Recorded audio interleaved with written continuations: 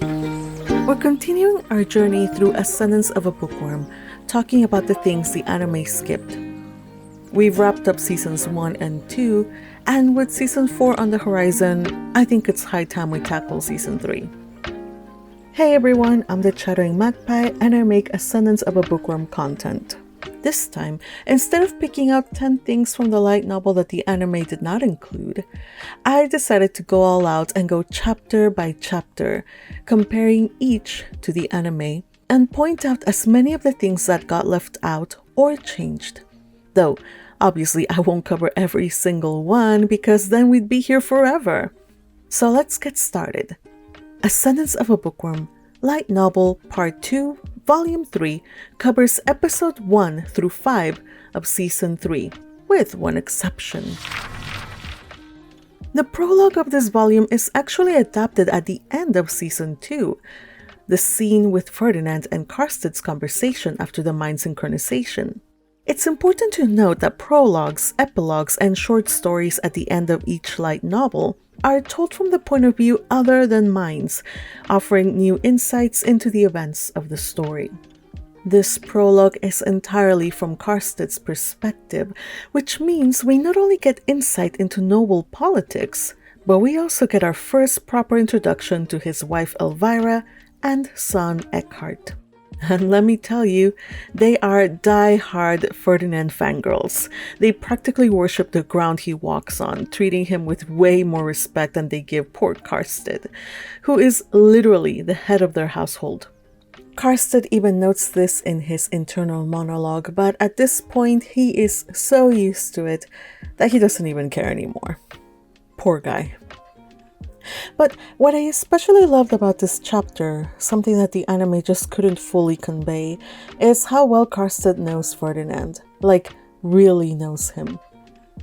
Through Karsted's eyes, we get to see past Ferdinand's cold exterior.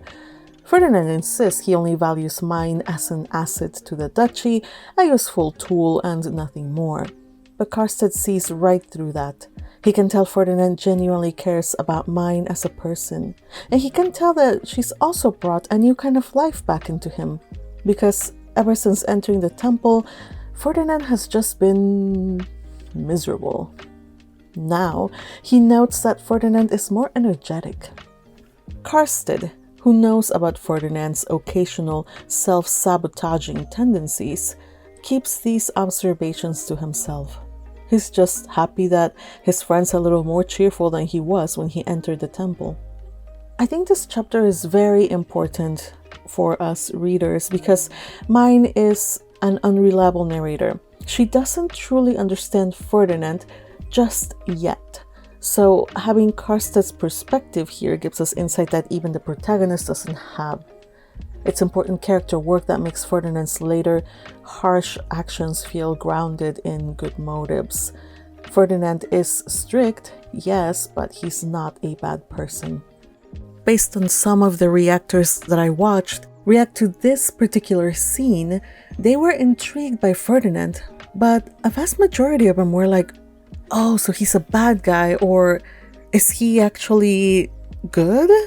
It was too ambiguous. They didn't quite really get it because, yeah, Ferdinand has potential to be the bad guy, but this chapter makes it clear that he is not a bad guy at all. He can definitely be trusted. Unfortunately, the anime couldn't include this, and I feel that as a result, they softened Ferdinand's actions in Season 3 so viewers wouldn't think he was a complete jerk. Or at least that's my opinion. Now let's move to Season 3, Episode 1, The Beginning of Winter. This episode covers the next 3 chapters of the book. The anime opens with Ferdinand reminding Mine about winter preparations, which is fine, except it glosses over the fact that Mine has been preparing since the previous volume. We're talking extensive preparations like food storage, warm clothing production, and other necessary stuff, not just for herself, but also for the orphanage. If you want more information about this, you can just check out my previous video on Part 2, Volume 2. However, if you already watched it or you read the light novel, you know just how much work she and her attendants were doing to get ready for winter. Mine might be a gremlin, but she's by no means neglectful. Also, that conversation about underclothes between Benno and Mine, well, that happened in the previous volume as well, in the chapter where Mine is shopping for winter clothes, not in this volume. But what the anime really cuts is Chapter 1, Printing Guild. The entire chapter is all about Mine laying the foundation for her master plan to revolutionize publishing in this world by establishing a new guild. As Mine consults with Benno about it, they weigh the pros and the cons of selling books without the luxurious leather covers that most books in this world have.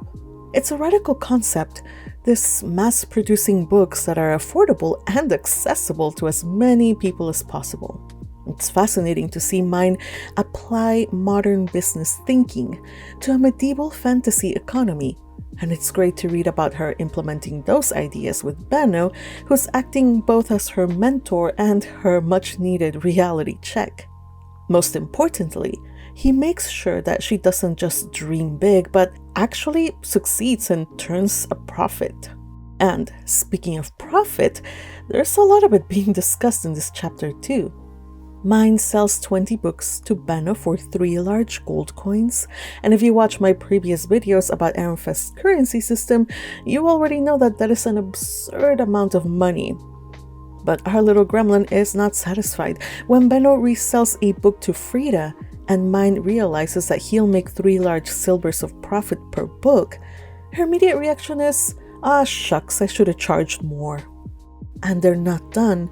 They also plan to sell the information about odorless candles, specifically the salting method that no one else knows about, to a candle workshop or guild, which means that Mine is adding yet another stream of revenue to her growing business empire. Chapter 2, Johann's Task, was mostly adapted faithfully, but there are fun little details in the anime that were smoothed over. In the light novel, Johann actually chases after Mine and Benno while they're still inside the crowded Merchants Guild, yelling at them the whole time. They just ignore him completely until they get outside. Mine at first believes that the person yelling out after them is a crazy Corina stan, but no. The scene is much more chaotic and comedic in the light novel. Also, when Johann confuses Mine for Benno's daughter, the anime shows them bickering, which is funny, and going back to the light novel, I was surprised to see that Mine didn't talk back, she just glares at Benno and that's it. It's a little more subtle there. Both work, but I think in this instance I prefer the anime version more. Mine sells even more children's Bibles to Benno, making an additional 6 gold coins through her sales. Furthermore, all winter prep is completed thanks to the extra money she has. As her books have begun to be sold, the Ink Guild comes knocking. This is one area where the anime could have done better. Fans mock the scene where the head of the Ink Guild just looks at the book and says,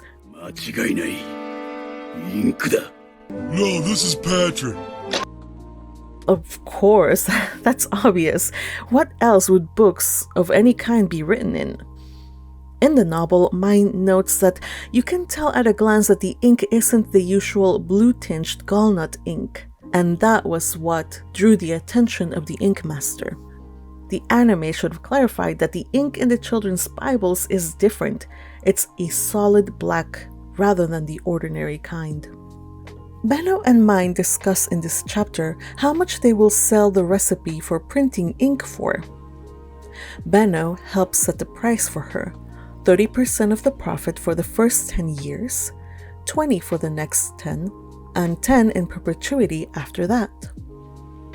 It's also worth noting that Benno would have probably charged even more if Mine hadn't insisted on keeping the price reasonable.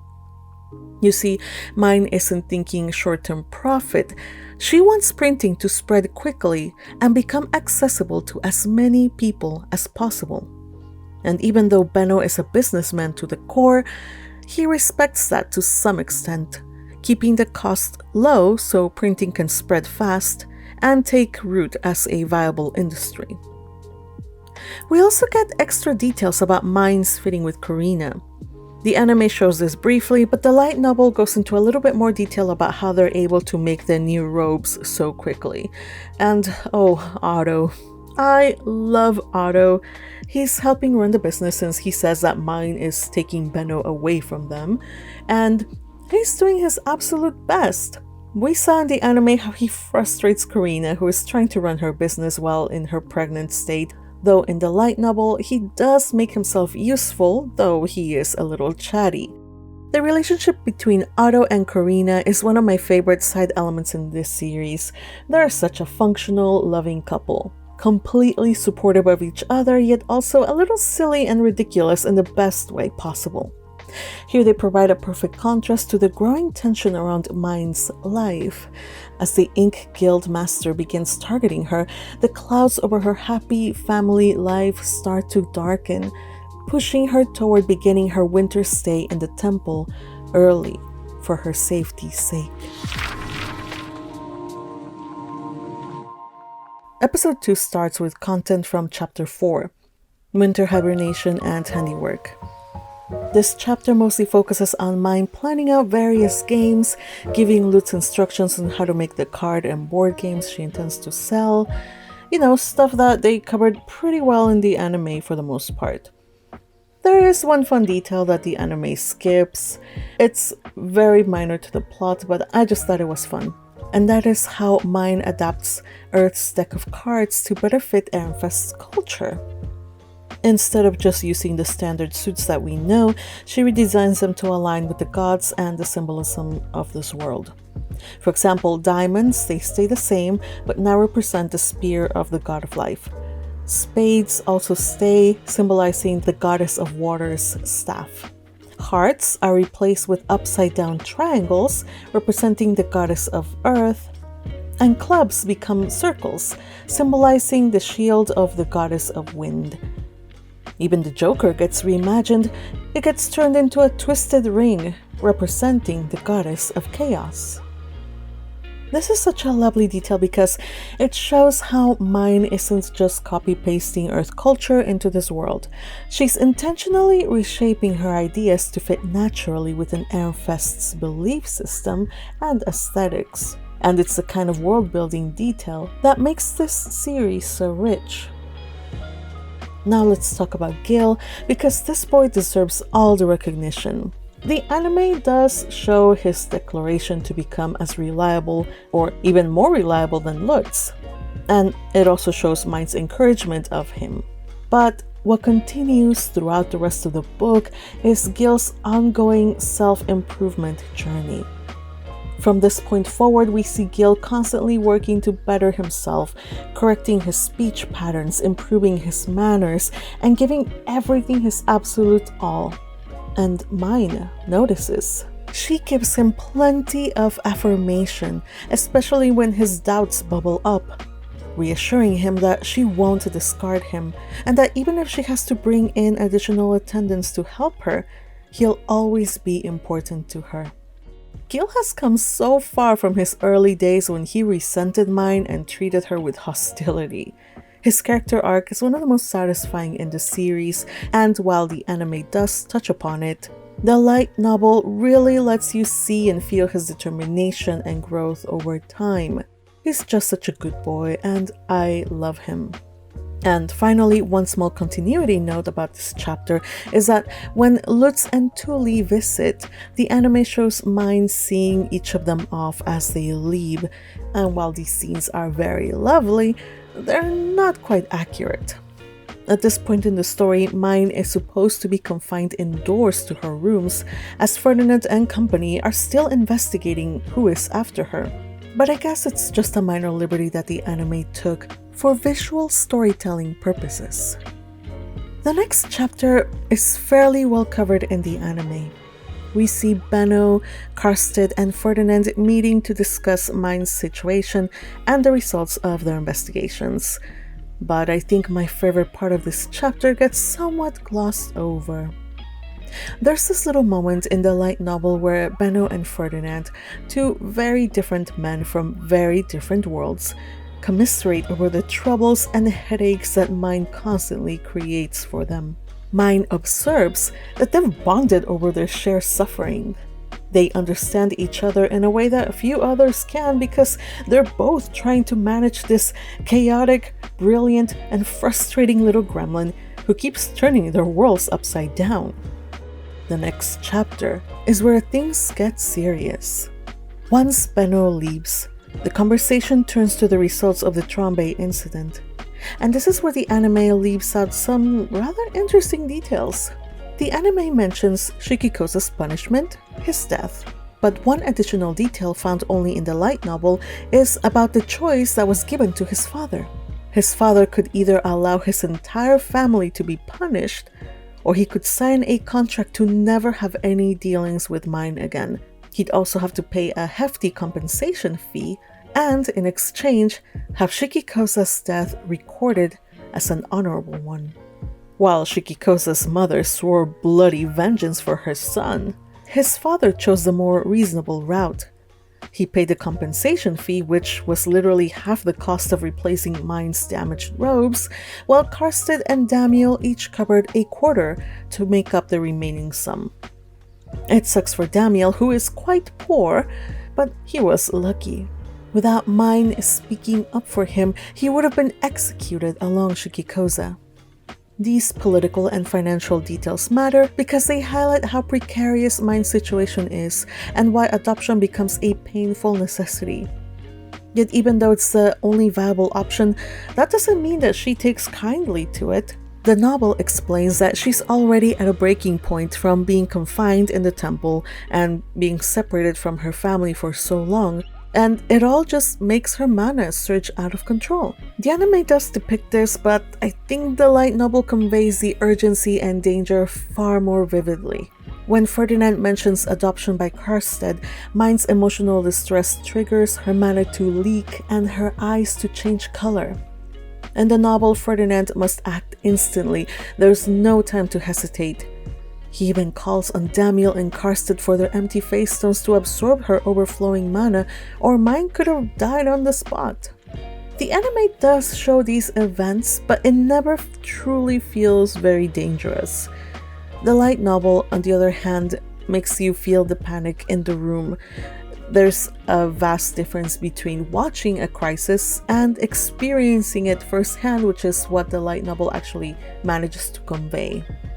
All in all, the anime trimmed these chapters down to the absolute essentials, and at this point, the story really doesn't suffer for it, though I know a few people would disagree. However, it is when we get to episode 3, which covers the events of winter, that things start to get a little, just a little, out of hand. Episode 3 covers content from Chapter 7 all the way to Chapter 13, squeezing in an additional side story to boot. That's 8 chapters worth of content, or 9 if you include Johann's side story on top of Damiel's. It's easily one of the most condensed episodes in the entire series, and so I'm going to leave it just for its own standalone analysis. So be sure you don't miss part 2 of this video. Remember to hit subscribe if you haven't, and turn on your notifications so you know exactly when this video drops.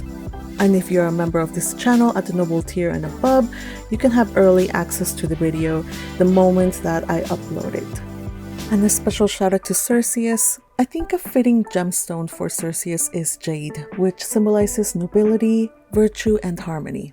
Wishing you lots of good luck. Thank you for all of you who support this channel, and I'll see you in the next one. Until then, bye bye.